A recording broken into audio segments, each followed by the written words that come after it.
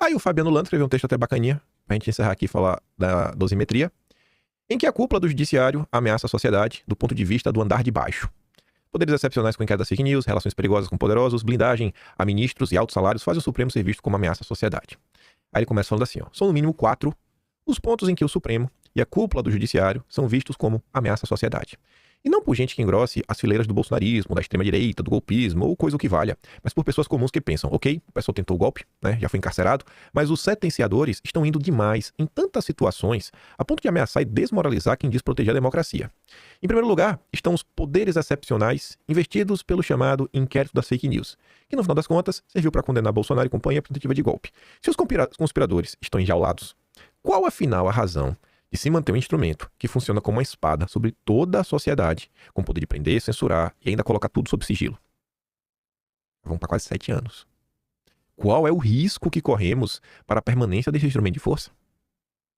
Tem sido cada vez mais difícil defender nos grupos de WhatsApp dos amigos da escola de que não vivemos numa ditadura da toga.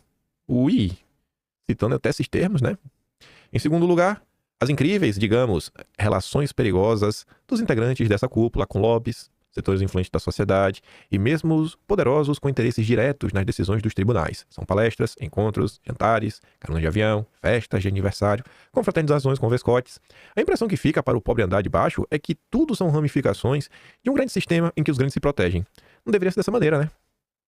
Em terceiro, e tem a ver com o segundo ponto, essa blindagem determinada, né, pelo ministro Gilmar Mendes para dificultar o impeachment de integrante do Supremo, soa aqui do ponto de vista do de baixo como autoproteção de quem teme algo. E no caso, receia uma decisão que pode ser da sociedade, né? Eleger um congresso majoritariamente de direita.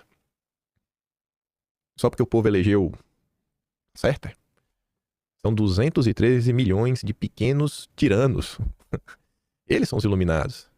Ainda praticamente na mesma semana que se revela a carona, né, para o ministro Supremo em jatinho de empresário, com presença de advogado de banco envolvido em fraudes, com destino a partida de futebol no exterior.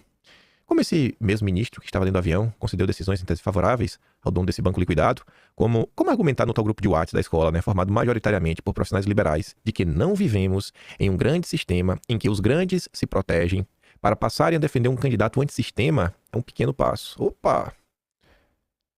Será que é exatamente por isso que o pessoal está tão desgostoso com os candidatos do sistema? Parece que o Fabiano Lana está entendendo, né? Porque o bolsonarismo existe. Finalmente, os altíssimos salários dessa elite, o que inclui os famigerados penduricalhos, quem chegou lá na cúpula do judiciário tem sido muito bem remunerado.